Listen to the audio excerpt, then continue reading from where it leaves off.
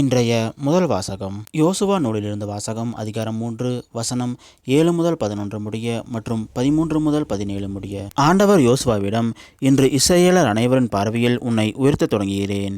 அதனால் நான் மோசேயுடன் இருந்தது போல் உன்னோடும் இருப்பேன் என்று அவர்கள் அறிந்து கொள்வார்கள். உடன்படிக்கை பேழையை தூக்கி வரும் குருக்கள் யோர்தான் ஆற்றங்கரையை வந்தவுடன் அங்கேயே நிற்குமாறு அவர்களுக்கு கட்டளையிடு என்றார். யோசுவா இஸ்ரேல் மக்களிடம், இங்கே வாருங்கள், உங்கள் கடவுளாகிய ஆண்டவரின் வார்த்தைகளை கேளுங்கள். வாழும் இறைவன் உங்களிடையே இருக்கின்றார் என்று இதனால் அறிவீர்கள். இதோ, உலகனைத்தின் ஆண்டவரது உடன்படிக்கை பேழை உங்கள் முன் யோர்தானை கடக்கின்றது.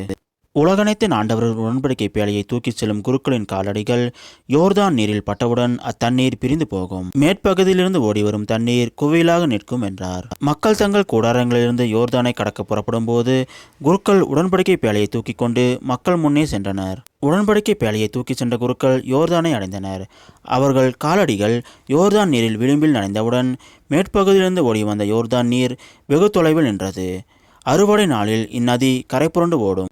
மேற்பகுதியிலிருந்து வந்த நீர் சாரத்தானின் அருகில் இருந்த ஆதாம் நகருக்கு எதிரில் வெகு தொலைவில் மேலொழுமி நின்றது. கீழே ஓடிய நீர் பாலைநில கடலாகிய சாக்கடல் வரை ஓடி மறைந்தது. மக்களும் எரிக்கோவுக்கு நேர் எதிராக கடந்து சென்றனர். இஸ்ரவேலர் அனைவரும் கடந்து முடிக்கும் வரை ஆண்டவரது உடன்படிக்கை பேழையை தூக்கி சென்ற குருக்கள் யோர்தான் நடுவே வறண்ட தரையில் நின்றனர். எல்லா இஸ்ரேல் மக்களும் அவ்வறண்ட தரை வழியாக நடந்தனர். இது ஆண்டவர் வழங்கும் அருள்வாக்கு. இறைவா, உமக்கு நன்றி. இன்றைய நற்செய்தி. புனித மத்தேயு எழுதிய நற்செய்தியிலிருந்து வாசகம். அதிகாரம் 18 வசனம் 21 முதல் அதிகாரம் 19 வசனம் 1 முடிய. அக்காலத்தில் பேதுரு இயேசுவை அணுகி, ஆண்டவரே, என் சகோதர சகோதரிகள் ஒருவர் எனக்கு எதிராக பாவம் செய்து வந்தால் நான் எத்தனை முறை அவரை மன்னிக்க வேண்டும்? 7 முறை மட்டுமா என கேட்டார். அதற்கு இயேசு அவரிடம் கூறியது, 7 முறை மட்டுமல்ல, 70 தடவை 7 முறை என நான் உனக்கு சொல்கிறேன். விண்ணரசை பின்வரும் நிகழ்ச்சிக்கு ஒப்பிடலாம். ஓர் அரசர் தம் பணியாளர்களிடம் கணக்கு கேட்க விரும்பினார்.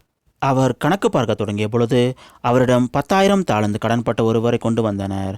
அவன் பணத்தை திருப்பி கொடுக்க இயலாத நிலையில் இருந்தான். தலைவரோ அவனையும் அவன் மனைவி மக்களோடு அவனுக்குரிய உடைமைகள் யாவற்றையும் விற்று பணத்தை திருப்பி அடைக்க ஆணையிட்டார்.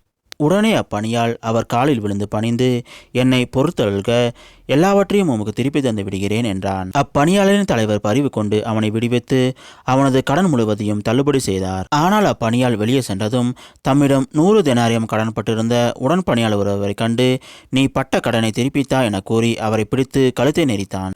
உடனே அவனுடைய உடன் பணியாளர் காலில் விழுந்து, என்னை பொருள் தருள்க, நான் திருப்பி கொடுத்து விடுகிறேன் என்று அவனை கெஞ்சி கேட்டார். ஆனால் அவன் அதற்கு இசையாது கடனை திருப்பி அடைக்கும் வரை அவரை சிறையில் அடைத்தான். அவனுடைய உடன் பணியாளர்கள் நடந்ததை கண்டபோது மிகவும் வருந்திய தலைவரிடம் போய் நடந்தவற்றையெல்லாம் விளக்கி கூறினார்கள்.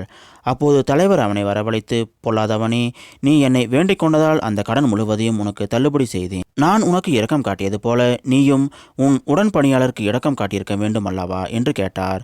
அத்தலைவர் சினம் கொண்டவராய் அனைத்து கடனையும் அவன் அடைக்கும் வரை அவனை வதைப்போரிடம் ஒப்படைத்தார். உங்களுள் ஒவ்வொருவரும் தம் சகோதர சகோதரிகளை மனமாற மன்னிக்காவிட்டால் விண்ணுலகில் இருக்கும் என் தந்தையும் உங்களை மன்னிக்க மாட்டார். இயேசு இவ்வாறு உரையாற்றி முடித்த பின்பு கலிலேயாவை விட்டு அகன்று யோர்தானுக்கு அப்பாலுள்ள யூதேயா பகுதிக்கு சென்றார். இது கிறிஸ்து வழங்கும் நற்செய்தி. கிறிஸ்துவே, உமக்கு புகழ்.